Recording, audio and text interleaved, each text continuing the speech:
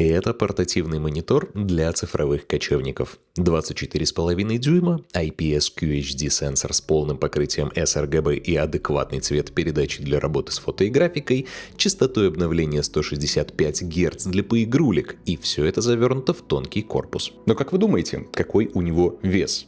Ответ вас приятно удивит.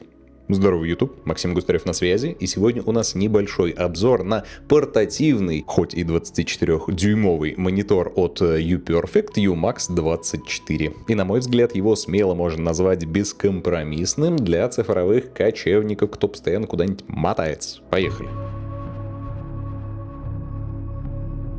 2,5 килограмма его вес. И если сравнивать с аналогичными по характеристикам мониторами, этот просто пушинка, что делает его идеальным для тех, кто очень много путешествует, но при этом не может работать на крохотных макбучных диагоналях. Вы меня можете спросить: Максим, а зачем тебе вообще этот 24-дюймовый монитор, если у тебя уже есть переносной 18-дюймовый 4К IPS монитор от UPerfect, который вообще вручную кладь помещается? Testo 18 классный монитор, мне нравится его алюминиевый корпус и реально то, что его кинул в рюкзак, в любой момент достал и работаешь. Можно летать без багажа. В принципе, весь комплект Mac Studio и монитор спокойно помещаются в ручную кладь, что в целом заменяет MacBook, но при этом у тебя как бы рабочая станция намного мощней и больше монитор. Но если честно, как бы хочется диагональ больше.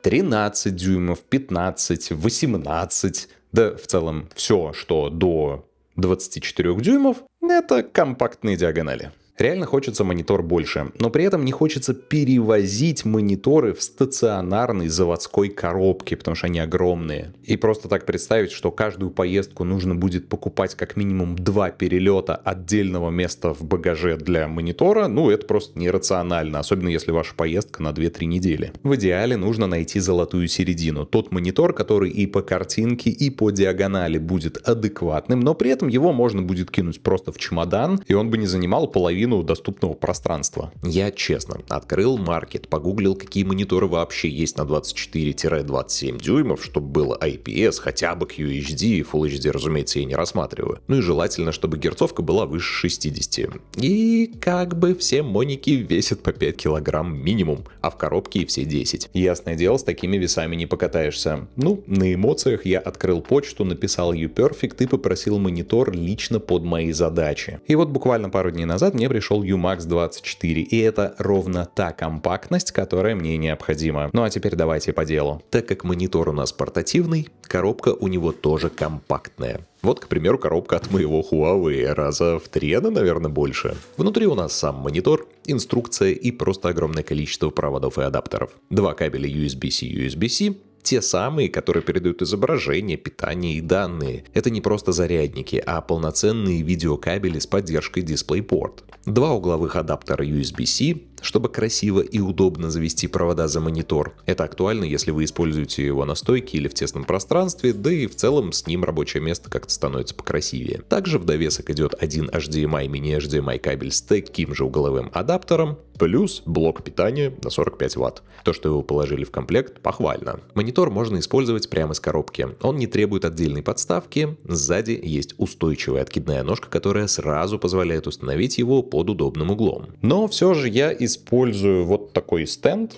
Мне нравится, когда экран немного приподнят от уровня стола. На самом деле этот стенд не такой уж и легкий, как кажется, хоть вроде как и алюминиевый. Но я уже заказал простое крепление веса, которое будет крепиться на мой маленький настольный штатив от Manfrotto, и по идее монитор может подняться даже выше. Не факт, что это будет хорошо устойчиво, посмотрим, протестируем. О результатах напишу в своем телеграм-канале, поэтому подпишитесь, чтобы не пропустить. Дизайн монитора минималистичный и аккуратный. Он действительно тонкий. В верхней части меньше сантиметра, а в нижней где-то, 1,5, наверное. Рамки экрана немного толще, чем у Huawei Mate View 28, но как бы в повседневной работе это особо не отвлекает, они черные, без каких-либо надписей, логотипов, вот за это спасибо. Разъемы расположены на левой грани. Там у нас два порта USB-C. Любой из них можно использовать для подключения к Mac'у в режиме расширенного экрана. Другой же необходим как раз для питания через блок на 45 Вт. Я лично подключаю его к оригинальному блоку от MacBook. И да, питать монитор необходимо. От одного MacBook'а он не заведется. Чуть ниже расположен HDMI-порт, если вы предпочитаете классическое подключение. Нюанс. Все порты находятся прямо под откидной ножкой. Если ножка сложена, то доступ к разъемам закрыт. Если вы повесите монитор на весо крепления, сначала нужно слегка отвести ножку назад, буквально на пару сантиметров, либо развернуть ее на 180 градусов. На правом ребре у нас находится 3,5 джек под наушники, microUSB OTG и кнопки управления монитором. Меню здесь такое же, как и у uColor T118. Тут можно настроить HDR, защиту глаз от синего света, 3D Sound и FreeSync. У меня включен только Eye Protection. В таком виде монитор особо не синит и больше походит на цвет Mac-устройств. В следующем окне можно залочить источник сигнала, выбрать язык, русский, если что, кстати, есть, и выбрать кастомное соотношение сторон. Далее окно температуры с поканальной коррекцией цвета и различными предустановленными режимами. Настройкой OSD, которая позволяет просто перетаскивать по экрану и делать его более прозрачным. После идет вкладка с базовыми параметрами яркости, контраста и следом вкладка с базовым цветом.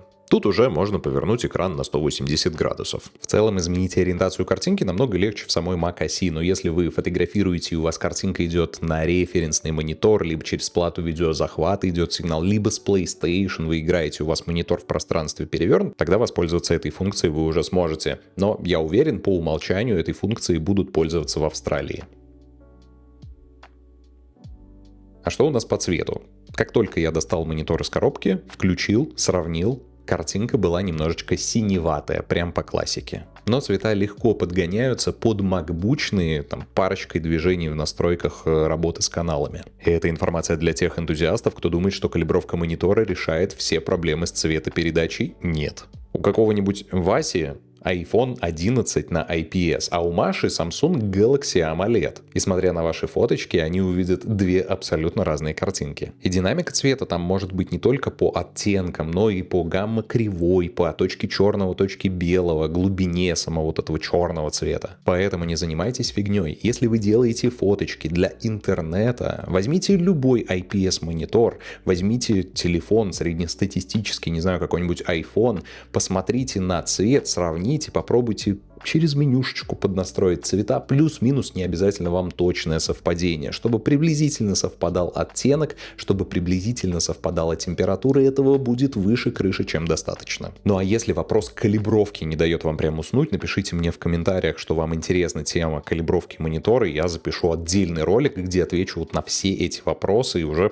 проставим точки над «и». Единственное нарекание к этой IPS-панели — какая-то непонятная засветка по углам, причем по двум углам, нижним. Только нижним. Почему, я не знаю. Возможно, это конструктивный косяк, но ее видно именно там, где находится толстый корпус. Если вы будете смотреть кинульки, то однозначно ее заметите. Вот, кстати, такая угловая засветка в сравнении на, опять же, моем Huawei. При обработке фотографий на это, конечно, не обращаешь внимания, так как в угловых зонах находятся преимущественно второстепенные элементы управления фотошопом, ну и сама конская диагональ 24 дюйма концентрирует внимание именно в центре экрана. Кстати, сам экран имеет антибликовое покрытие, которое полностью рассеивает отраженный свет. Поэтому даже днем, когда за спиной у вас светлый интерьер комнаты, все прекрасно видно. И это даже при условии, что пиковая яркость всего 320 кандел на квадратный метр. Он ощущается достаточно ярким. Ну, логично, все из-за диагонали. Чем больше площадь, тем больше света.